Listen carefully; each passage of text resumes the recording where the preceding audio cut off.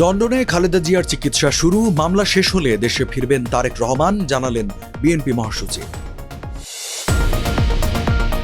বাজার ঠিক করতে আলাদিনের চেরাগ নেই, মন্তব্য বাণিজ্য উপদেষ্টার। টিসিবির ৩৭ লাখ দ্বৈত কার্ড বাতিল। শেখ হাসিনার বিরুদ্ধে ট্রাইব্যুনালে বিএনপির অভিযোগ, ২,০০০-এর বেশি নেতাকর্মীকে হত্যা ও গুমের দাবি।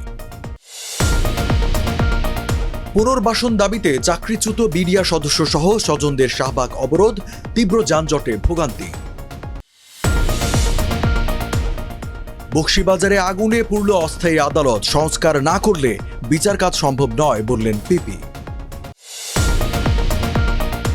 এবং কয়েকদিনের ভারী বৃষ্টিতে সৌদি আরবে বন্যা, মক্কা মদিনায় রেড অ্যালার্ট জারি। আমন্ত্রণ টিভিএস নিউজ অব দ্য ডেতে, সাথে আছে রঞ্জু ইফতেখার। এতক্ষণ দেখছিলেন সংবাদ শিরোনাম, এবারে জানাবো বিস্তারিত। লন্ডনের দ্য ক্লিনিক নামের বিশেষায়িত বেসরকারি হাসপাতালে সাবেক প্রধানমন্ত্রী ও বিএনপির চেয়ারপারসন খালেদা জিয়ার চিকিৎসা শুরু হয়েছে। তার ব্যক্তিগত চিকিৎসক এজেএম জাহিদ হোসেন এই তথ্য নিশ্চিত করেছেন। প্রথম আলোকে তিনি বলেন, খালেদা জিয়ার চিকিৎসা শুরু হয়েছে, এখন কিছু পরীক্ষা নিরীক্ষা করা হচ্ছে। বেগম জিয়া উন্নত চিকিৎসার জন্য ৮ জানুয়ারি লন্ডনে পৌঁছান। হিথ্রো বিমানবন্দর থেকে গাড়ি চালিয়ে তাকে ওই ক্লিনিকে নেন ছেলে বিএনপির ভারপ্রাপ্ত চেয়ারম্যান তারেক রহমান। বিএনপির এই জ্যেষ্ঠ নেতার দেশে ফেরা নিয়ে আজ কথা বলেছেন মহাসচিব মির্জা ফখরুল ইসলাম আলমগীর। ৯ জানুয়ারি তিনি জানান, তারেক রহমানের বিরুদ্ধে করা সব মামলা শেষ হয়ে গেলে তিনি দেশে ফিরবেন। গুলশানের রাজনৈতিক কার্যালয়ে এক অনুষ্ঠানে প্রধান অতিথির বক্তব্যে তিনি এই কথা বলেন। অন্য এক প্রসঙ্গে মির্জা ফখরুল বলেন, ক্ষমতায় টিকে থাকার জন্য একটা অসুস্থ প্রতিযোগিতা শুরু হয়েছে। ক্ষমতা তো তখনই টিকে থাকবে যখন সেটাকে স্থির করা হবে।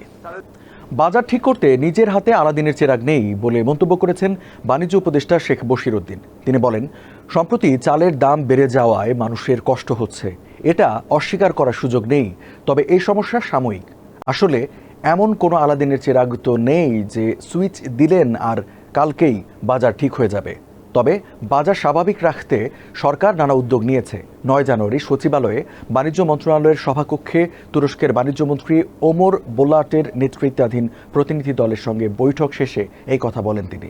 সাংবাদিকদের অন্য এক প্রশ্নের জবাবে তিনি জানান, বিগত সময়ে এনআইডি জালিয়াতি করে একই পরিবারের একাধিক টিসিবি কার্ড করা হয়েছিল। এরকম ৩৭ লাখ দ্বৈত কার্ড বাতিল করা হয়েছে।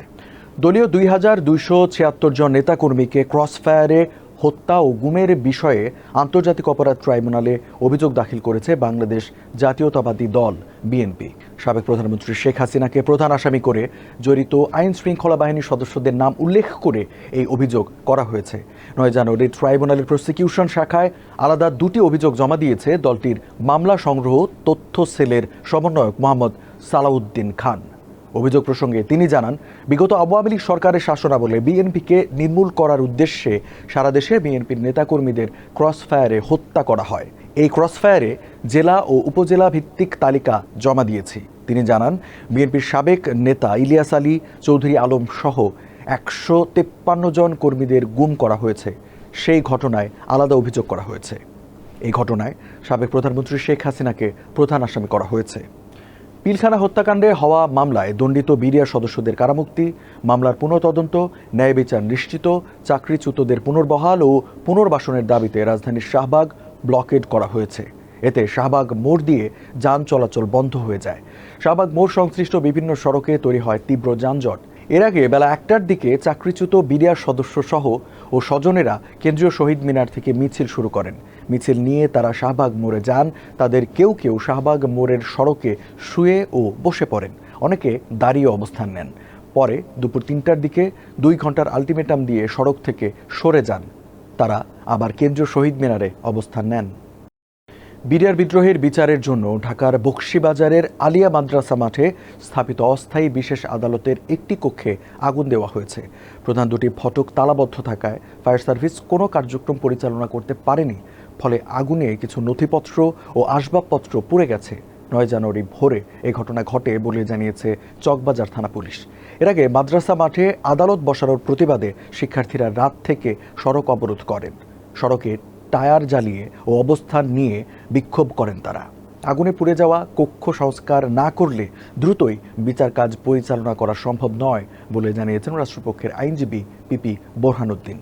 আজ সকাল 10:30টার দিকে এই অস্থায়ী আদালতে পিলখানা হত্যাকাণ্ডের ঘটনায় করা বিস্ফোরক দ্রব্য মামলার শুনানির দিন ধার্য ছিল, তবে সেটি আর হয়নি।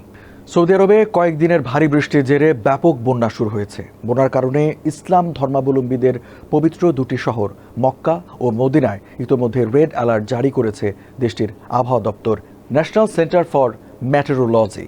কর্মকর্তারা জানিয়েছেন, বন্যার পানিতে দেশটির পূর্বাঞ্চলও ডুবে গেছে। সামাজিক যোগাযোগ মাধ্যমে বন্যার বেশ কিছু ছবি ও ভিডিও প্রকাশিত হয়েছে।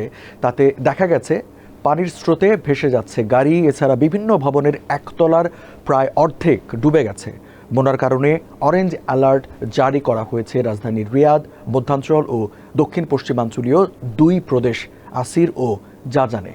জনগণের উদ্দেশ্যে সতর্ক থাকার আহ্বানও জানিয়ে বলা হয়েছে তারা যেন সরকারের নিরাপত্তা সংক্রান্ত নির্দেশনা অনুসরণ করেন। অনেক এলাকায় বৃষ্টিপাত এখনও অব্যাহত রয়েছে। দর্শক, এই ছিল আজকে টিবিএস নিউজ অব দ্য ডেতে। এতক্ষণ সাথে থাকার জন্য ধন্যবাদ সবাইকে।